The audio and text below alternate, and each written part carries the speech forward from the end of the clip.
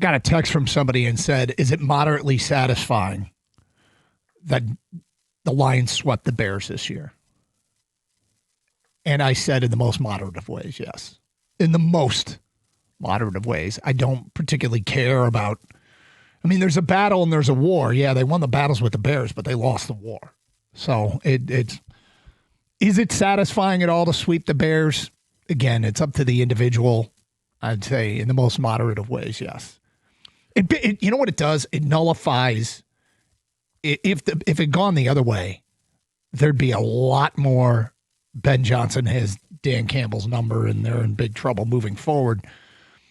The crazy thing is, I guess it's Minnesota that seems to have Dan Campbell's number right now. Yeah, at least now, for this year. I mean, last year they didn't. Last year Minnesota had this incredible record, and the Lions beat them both times. Yep. But I hear what you're saying.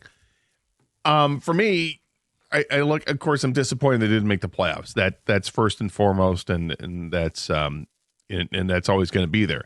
If I can look for things to be satisfied with, or if that's even the right, I don't know if that's the right word or what, but yeah, I love the fact that they beat Ben Johnson not once but twice. I love that they beat Ben Johnson on the last game of the year when Chicago was playing at home and they're all chesty and overconfident and thought they had this thing in the bag. And you look at the Lions' offensive line and you're like, who's playing right tackle? Mm-hmm. Huh?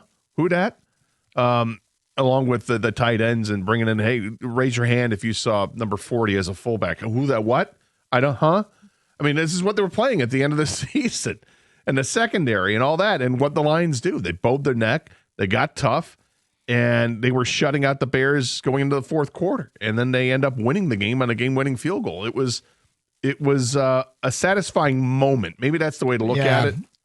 Is that it's a moment in time that, look, I don't really care if they missed out on the 15th overall pick in the draft because they won the game and now they're picking 17th. I don't care about that. It doesn't seem particularly punitive. No. And for maybe I would if there was just one player they absolutely needed and they had to move up as high as they can. I no. This team has lots of holes. They'll find a player they like quite a lot at 17. I'm not concerned about that. I'm bummed they didn't make the playoffs. But that moment in time, I'll enjoy beating Ben Johnson. I expressed last week, I'm not a Ben Johnson fan because he left the fold. And I understand why he left. Go get the job, my man. Yeah, absolutely. But you took the Chicago job. Take the Washington job. Take the Carolina job. Those were jobs go ahead and take. Not the Bears job. That so this is personal and irrational, and you know it. Yeah, 100%. Okay, fair enough. Yeah, all right, good. And I'm totally fine with it and fine with saying it. So I enjoyed beating smug Ben Johnson, and that's who he's going to be the rest of my life. Smug Ben Johnson, who everybody thought, there goes the offense because it's Ben Johnson. No. Dan Campbell's offense, Ben Johnson tweaked it, made it his own, but it was still Dan Campbell's offense. And what'd you do? How many points did you score against Dan Campbell's beat-up defense? 16 points. Nice job. What'd you get you? No wins. Did you give up 52 to him the first time around? Okay, you're enjoying this. Sorry, smug Ben Johnson. You're enjoying this way more than I expected. Yeah. Yeah, but to be fair, it's what we're reduced to. And to rip your shirt off and dance in the locker, whatever, dude. Get out of here. I'm so glad. Because the Bears won. Is it possible they could have carried Ben Johnson off on their shoulders for beating the Lions? I mean, just go away. So I hope you lose in the first round of the playoffs. I hope you get embarrassed. I hope the frozen tundra out there, well, you're not playing in Lambeau Field. You're playing in Soldier Field, but it's still going to be cold out there. And they got the Packers, right? Yes. Okay. I hope the Packers smoke the Bears is what I hope. Yeah, I'm rooting for the Packers. How about that? Wow. A bitterness has come out here. Oh, there's a bitterness. I'm bitter. Hell yeah, I'm bitter. Okay. So what are the needs and how do they fill them? I guess we start with there is clearly a need for an offensive coordinator. And, going out and taking that off Dan Campbell's plate. I don't think Dan Campbell, twice now he's taken over play calling duties in his tenure in Detroit. And you could say that he got two of his offensive coordinator hires wrong, and he got one of them really right. And this is a critical thing moving forward, is getting a good offensive coordinator that can take advantage of all the weapons the Lions have. And it feels like, and I don't have the data in front of me, when Dan Campbell took over, getting the ball to J-Mo was a thing. Getting the football to J-Mo. Now, that did coincide with the loss of Laporta. Didn't completely coincide, but as the season went on, J-Mo became a bigger part of the offense. Obviously, Amon-Ra is and will continue to be expected to be. But, they got to get that off Dan Campbell's plate.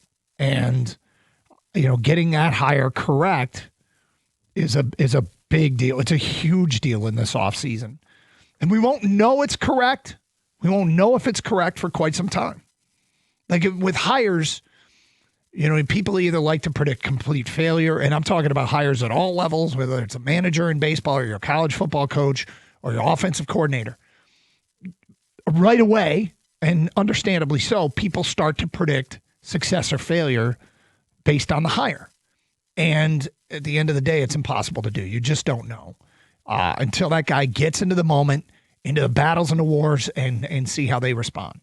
But getting a good offensive coordinator is a huge part of this offseason. Yeah, I think it's big.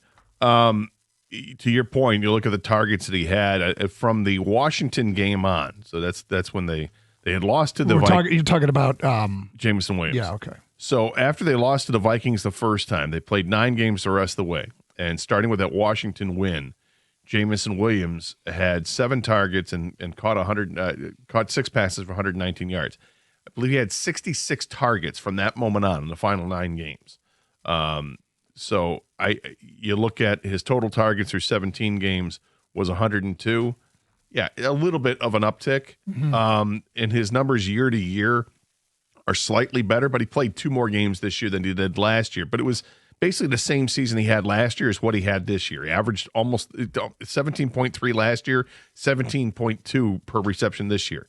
Both years he had 7 touchdowns. Last year had 58 receptions. This year it jumps to 65. But again, 2 more games to do it, and he had more than 100 yards receiving as well.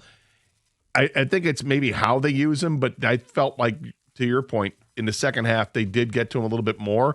And watching yesterday's game, he looked like, yeah, that's option 2. That's not this novelty guy who's a speed guy who gets the ball 45 times a year and has a 25 yards reception average. It's not. No, he looked like a wide receiver yesterday, running normal routes, making the catches he was supposed to make. Did he drop one? Yeah, he dropped one. And it feels like this is always going to be a work in progress because he's not fully polished yet, which is also exciting because he's not fully polished yet, and he's got all this ability, and he's getting better. I really like Jameson Williams.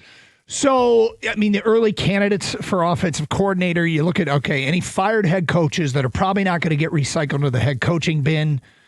Probably not, although they might. They'll look for head coaching jobs, but guys with offensive backgrounds include Kevin Stefanski at Cleveland, Brian Daboll with the Giants, who I don't think has landed anywhere yet.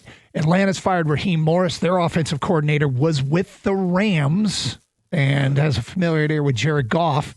And also won a Super Bowl with the Rams, working with Matthew Stafford. He was the Atlanta offensive coordinator this year. His name is Zach Robinson.